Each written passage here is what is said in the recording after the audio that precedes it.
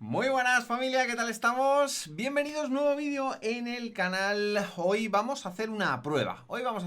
Hace unos cuantos días, semanas probablemente cuando vosotros estéis viendo esto, en la plataforma de teclados mecánicos de Foro Coches, un saludo Surs, estuvimos hablando sobre, bueno, pues las dos posibilidades que tenemos a la hora de acolchar el sonido que provoca bueno, lo que sería la carcasa de nuestros teclados. Lo normal siempre ha sido poner foam, es lo que todo el mundo conoce, ¿no? Esta especie de espuma que estáis viendo aquí, muy utilizada también en el mundo de las manualidades, etcétera, pero que no es excesivamente sencilla de conseguir y además, dependiendo de, bueno, pues si vivís en una ciudad o en un sitio un poco menos habitado, ¿no? Pues a lo mejor incluso sale bastante caro.